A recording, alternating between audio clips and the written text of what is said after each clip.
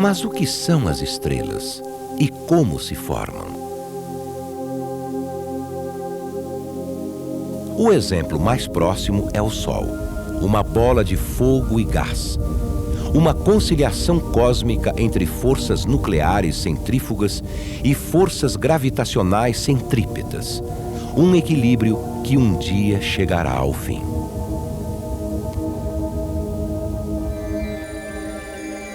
Há bilhões de anos, as primeiras estrelas surgiram nas grandes nuvens de gás que se formaram após o Big Bang.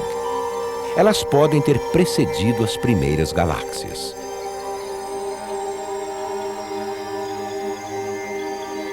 Essas primeiras estrelas começaram a se agrupar. Algumas sobrevivem até hoje.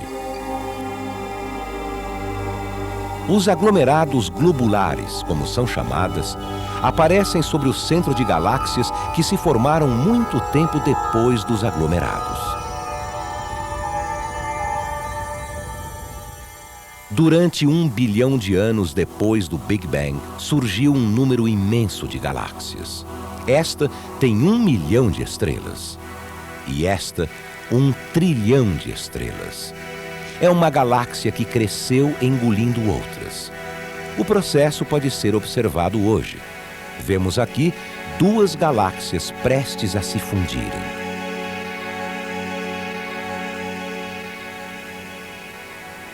Esta é uma galáxia mais modesta, a Grande Nuvem de Magalhães, de forma irregular. E aqui está uma galáxia espiral em forma de Z. Reunindo 200 bilhões de estrelas, esta espiral é mais compacta. É uma típica galáxia média parecida com a nossa, a Via Láctea.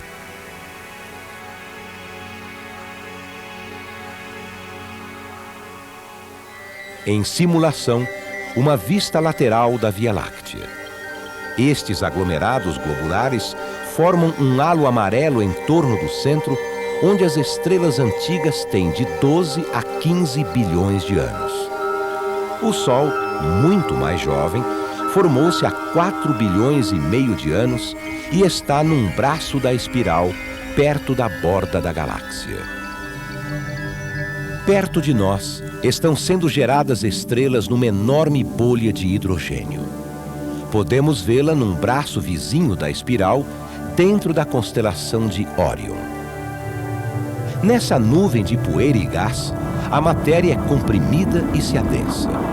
A gravidade cresce, a temperatura dispara, começa a fusão nuclear e nascem estrelas. Vemos aqui o viveiro de estrelas M42, a grande nebulosa de Órion.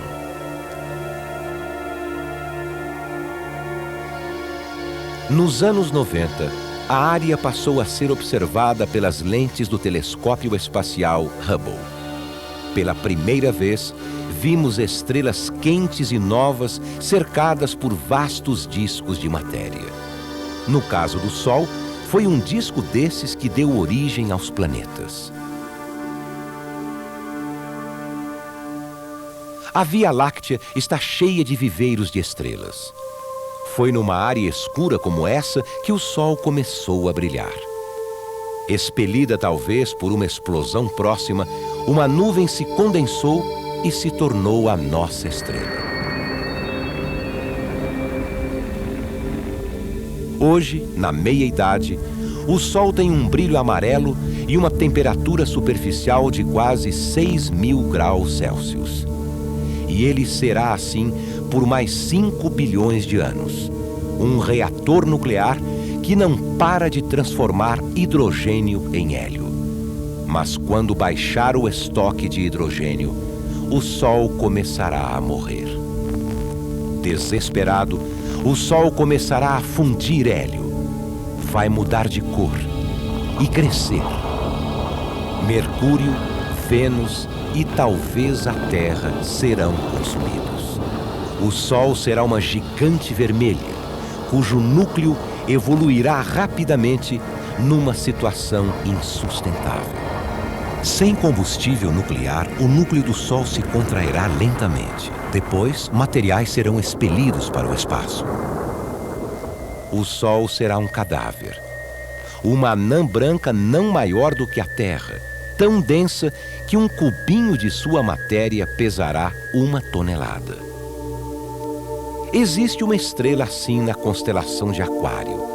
É a Hélice, uma nebulosa expelida por uma estrela agonizante.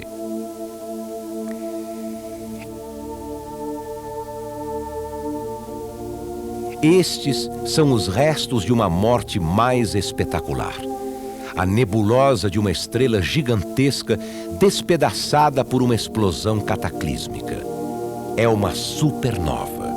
Os materiais dessas imensas nebulosas desempenharam um papel vital em nossa galáxia, porque só as estrelas com mais de 8 vezes a massa do Sol morrem numa explosão.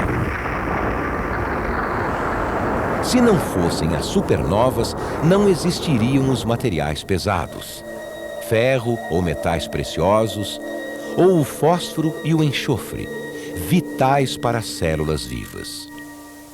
Em nossa galáxia, muitas gigantes morrerão como supernovas. Uma delas é Rigel, em Órion, 50.000 vezes mais brilhante do que o Sol. Na mesma constelação fica a grande estrela Betelgeuse. Ela pode morrer dentro de 10.000 anos. As superestrelas se formam mais ou menos como nasceu o Sol. Uma nebulosa de grande massa se condensa e implode. A gravidade cresce, a temperatura dispara e a fornalha nuclear entra em ignição. Por ser muito grande, com umas 30 vezes a massa do Sol, a superestrela é muito brilhante. A intensa gravidade no centro cria um calor prodigioso. Assim, a estrela pode fundir vários elementos num ritmo incrível, mas terá vida curta, talvez alguns milhões de anos. Quando madura, a superestrela se expande. Fica mais fria e mais vermelha. No núcleo, o hélio é convertido em elementos mais pesados. Ao se formar o ferro, a estrela deixa de liberar energia e a absorve. De repente, a calota de ferro implode.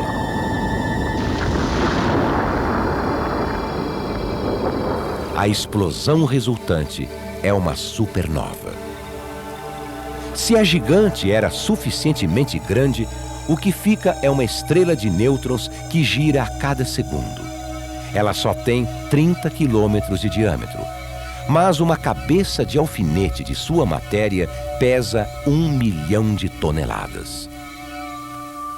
A estrela de nêutrons da nebulosa do Caranguejo pode ser vista ao telescópio. Seus feixes magnéticos pulsam como um farol. O corte de uma gigante vermelha explica a catástrofe.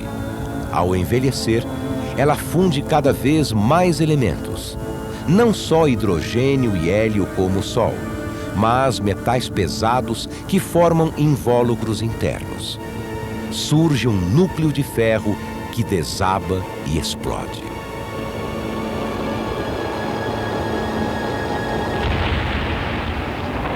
As supernovas foram as sementeiras do universo. Distribuíram os metais pesados e criaram a base da vida. Se o resto de uma supernova tiver mais de 3 vezes a massa do Sol, ele ultrapassa o estágio de uma estrela de nêutrons. Torna-se um buraco negro.